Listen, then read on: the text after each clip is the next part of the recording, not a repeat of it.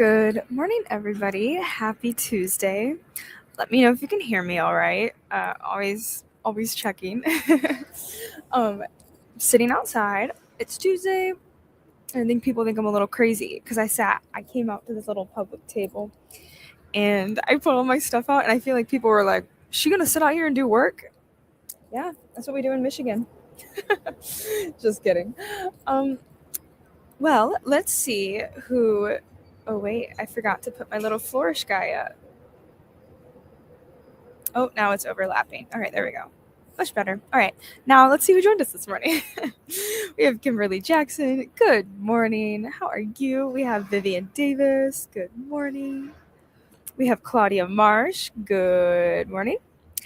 We have Trish. Good morning, Trish. How are you? We have my mom. Hello. We have Patricia. Oh, she's ready for the spring flowers. It's funny. I was praying against your spring flowers, not against yours, but I saw it get warm this weekend and I was like, no, I'm not ready. I love winter. I don't want it to end. We've been getting such beautiful snow. And I make it my wish or my prayer. Because it's supposed to rain snow this week, but hopefully it gets cold enough where it just snows. That's the best. Alice, good morning. We have Carrie from Texas. Good morning from Texas. It's cloudy and 73. And Carrie, happy belated Texas Independence Day. I know that was yesterday. I hope you celebrated as all good Texans do. But also prayers for Texas as well. I've seen it's been in the news. We have Emily. Good morning. She popped on. She came to check for a moment. We waved to each other and then we passed. We have Dave. Hello, Dave Donnelly. And Sarah. All right, we have everybody. I hope it's not too loud. All the trucks like to come by when it's time to read devotion. Okay. Hi, Jody. There we are. Alrighty. Okay. We're on day 185. Can you believe it? And it's God is your caretaker. We're on Matthew 6:26. And the verse says, "Look at the birds. They don't plant or harvest or store food in barns, for your heavenly Father feeds them. And aren't you far more valuable to him than they are?" Our devotion says a crowd gathers to hear Jesus speak, much like a modern congregation having an outdoor service, which I've been to one of those. Those are actually very fun. As an antidote for worry, Jesus tells the crowd to look at the birds and how God feeds them, and at the lilies and how God dresses them. But by doing so, Jesus reminds us of God's care. But he also gives us a practical strategy to combat worry. Be present. When we worry, we're not in the current moment. Jesus says, look at the birds. We can start by taking a deep breath and intentionally observing what's around us. We can practice gratitude. Jesus reminds the crowd of God's care for birds and lilies as examples of how he cares for each of us. We can ask ourselves, what is one way God is taking care of me right now? And then express our thanks. We can fill the space. To stop worrying, we need to fill the space with something else. That phrase can be like, God cares for me, or it might be occupying our mind in another way, like going for a walk or having a conversation with a friend. Repeat, repeat, repeat. Worry is a natural part of being human, and everyone worries.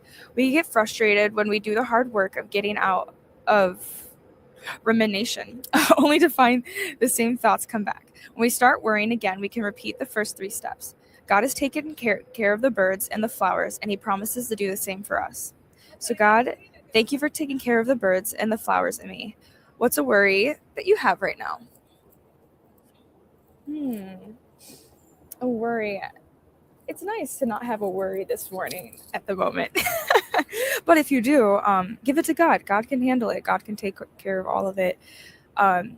Sometimes you can find your flesh not wanting to give it to God. I've experienced that recently, where it's like, no, I want to have the control, but God sees the effort that you would put to give it to him. So whatever it is, whether it's something small or big, bring it to him. He can take care of it. He will take care of it because he's a good father, and he's never ever abandoned us, and he's much closer to us than we ever know. So that reminds me, actually, okay, quick story time. This is a New York story for you all, because it just entered my thought. I missed a train, and it was last week or 2 weeks ago, I missed a train, and it was late on the Sunday night after church, and the next train wasn't coming to 12 minutes, and I had my groceries in my hand, and that was like the worst. I was so upset, and this was kind of this is at Columbus Circle, so this is at like that train station can get a little sketchy. So I literally put on my meanest face. Like I was like, nobody's gonna talk to me. I don't want anyone to look at me. I'm so upset right now, which might seem like funny, but like it happens, right? And this old man approaches me, and he looks at me, and I'm like, not today, old man. Like I can't do it. And he looks up and he goes, do you know when the next train is? And I was like, why is this guy talking to me? I have the meanest face I could possibly have on right now. And so I looked at him, but he was cute. So of course I was nice. I'm not mean to somebody. And I was like, oh, the next train is coming in the next A train's coming in a minute. And he goes, oh, good. He goes, I gotta go all the way down to Queens. It's like over an hour of a commute. And I was looking at him, I was like, oh, okay. And when you look at him like up close, he had actually a bloody face. He had blood on his face from his nose. He was hunched over. He did not look well, but his eyes were very kind. He had very kind eyes. And so I relaxed, and I just kept saying in my head, I was like, this is a divine moment. This is a divine moment.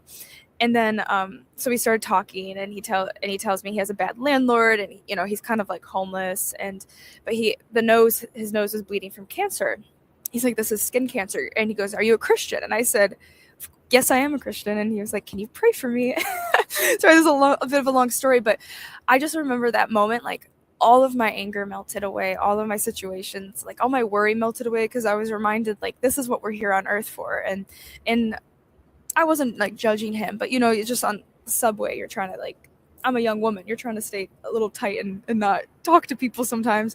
But he was kind, and he tells me he was a Messianic Jew, and he's known God since he was 18. And then I helped him onto the train because he had a stroke. He struggled walking, but the point is, I don't know, we just had a very a bonded moment. And I just remember laughing at God. I was like, I was so angry, I was so upset, I was trying to put this barrier up, and you completely melted it, and you sent the exact person I needed to melt that. And so I hope that makes sense.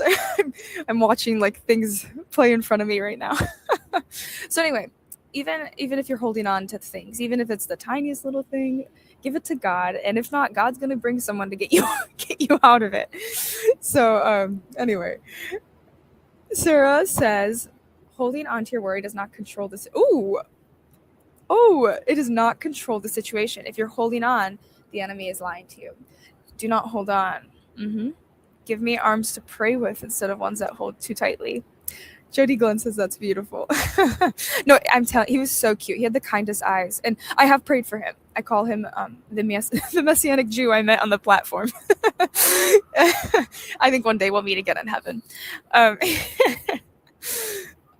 Anyway, Dr. Colleen says, oh goodness, that's a beautiful story. God is so, it is, and it's something tiny, but he sees all. So give it to the Lord. Alice says, such a good story. Thank you for sharing this.